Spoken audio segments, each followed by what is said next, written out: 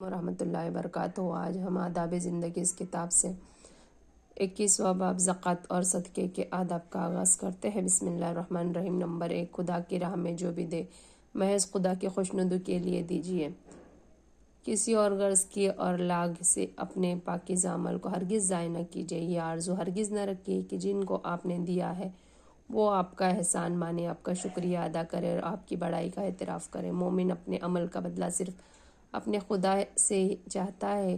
قرآن پاک میں مومنوں کے جذبات کا اظہار اس طرح کیا گیا ہے: انما نطعمکم لوجہ اللہ لا نرید منکم جزاء ولا شکورا۔ ہم تم کو خالص لوجہ اللہ کھلا رہا ہے، نہ تم سے صلے کے طلبگار ہے اور نہ شکر گزاری کے۔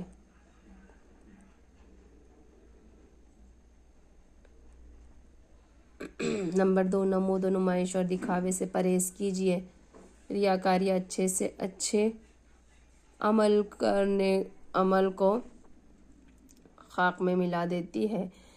نمبر 3، زکوٰۃ کھلم کھلا دیجیے تاکہ دوسروں میں بھی فرض ادا کرنے کا جذبہ بھرے، البتہ دوسرے صدقات چھپا کر دیجیے تاکہ زیادہ سے زیادہ اخلاص پیدا ہو۔ خدا کی نظر میں اس عمل کی قیمت ہے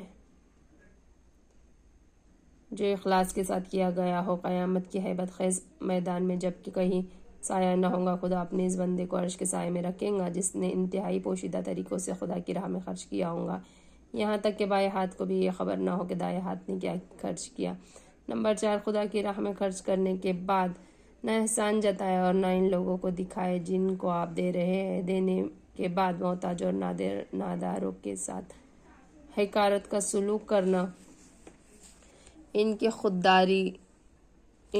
خودداری کو ٹھیس لگانا، ان پر احسان جتا کر ان کے ٹوٹے ہوئے دلوں کو دکھانا اور یہ سوچنا کہ آپ کا احسان مانے، آپ کے سامنے جھکے رہے، آپ کی برتری کو تسلیم کرے، انتہائی گھناؤنے جذبات ہے۔ مومن کا دل ان جذبات سے پاک ہونا چاہیے۔ خدا کا ارشاد ہے: یا ایھا الذین آمنوا لا تبطلوا صدقاتکم بالمن والأذى كالذی ينفق مالہ رئاء الناس۔ مومنوں اپنے صدقہ و خیرات کو احسان جتا کر اور غریبوں کا دل دکھا کر اس شخص کی طرح خاک میں نہ ملا دو جو محض خدا کو دکھانے کے لیے خرچ کرتا ہے۔ نمبر 5، خدا کی راہ میں دینے کے بعد فخر و غرور نہ کیجیے، لوگوں پر اپنی بڑائی نہ جتائیے، بلکہ یہ سوچ کر لرزتے رہیے معلوم نہیں خدا کے یہاں میرا یہ صدقہ قبول ہوا یا نہیں۔ خدا کا ارشاد ہے: والذین یؤتون ما آتوا وقلوبهم وجلة انہم الی ربہم راجعون۔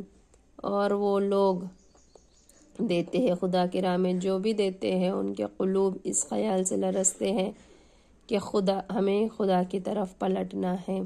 نمبر 6، فقیر اور محتاجوں کے ساتھ نرمی کا سلوک کیجیے، نہ ان کو ڈانٹیے، نہ ان پر رواب جمائیے، نہ ان پر اپنی برتری کا اظہار کیجیے۔ سائل کو دینے کے لیے اگر کچھ نہ ہو تب بھی نہایت نرمی اور خوش اخلاقی سے معذرت کیجیے تاکہ وہ کچھ نہ پانے کے باوجود خاموشی سے دعا دیتا رہے اور رخصت ہو جائے۔ قرآن میں ہے: وَإِمَّا تُعْرِضَنَّ عَنْهُمُ ابْتِغَاءَ رَحْمَةٍ مِّن رَّبِّكَ تَرْجُوهَا فَقُل لَّهُمْ قَوْلًا مَّيْسُورًا۔ ترجمہ: اگر تم ان سے اعراض کرنے پر مجبور ہو جاؤ، اپنے رب کے فضل کی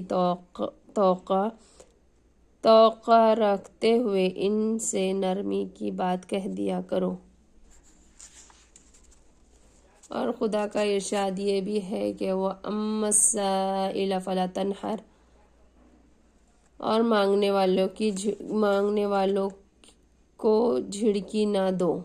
نمبر 7، خدا کی راہ میں کشادہ دلی اور شوق کے ساتھ خرچ کیجیے، تنگ دلی، کڑہن اور زبردستی کا تاوان سمجھ کر نہ خرچ کیجیے۔ فلاح و کامرانی کے مستحق وہی لوگ ہوتے جو بخل، تنگ دلی اور خست جیسے جذبات سے اپنے دل کو پاک رکھتے ہیں۔ نمبر 8، خدا کی راہ میں حلال مال خرچ کیجیے، خدا صرف وہی مال قبول فرماتا ہے جو پاک اور حلال ہو۔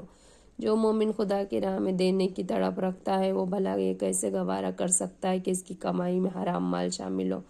خدا کا ارشاد ہے، یا ایھا الذین آمنوا انفقوا من طیبات ما کسبتم، ایمان والو خدا کی راہ میں اپنے پاک کمائی خرچ کرو، خدا کی راہ میں بہترین مال خرچ کیجیے۔ قرآن میں ہے، لن تنالوا البر حتی تنفقوا مما تحبون، تم ہرگز نیکی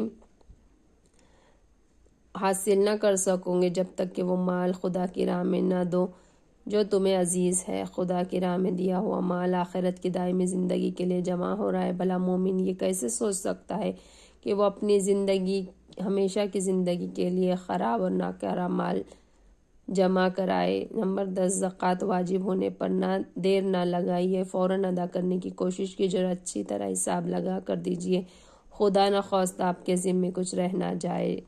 نمبر 11، زکوٰۃ کو اجتماعی طور پر ادا کیجیے اور اس کے خرچ کا انتظام بھی اجتماعی طور پر کیجیے۔ جہاں جہاں مسلمانوں کی حکومت نہیں ہے وہاں مسلمانوں کی جماعت بیت المال قائم کر کے اس کا انتظام کرے۔ یہاں ہمارے باب کا اختتام ہوتا ہے۔ اللہ ہمیں عمل کی توفیق عطا فرمائے، ہمارے اس کام کو آخرت کی پونجی میں جمع کرائے اور ہمارے اس عمل کو قبول کرے۔ وآخرت دعوانا والحمد للہ رب العالمین۔ سبحان ربک رب العزت عما یصفون وسلام علی المرسلین والحمد للہ رب العالمین۔ ربنا تقبل منا انک انت السمیع العلیم۔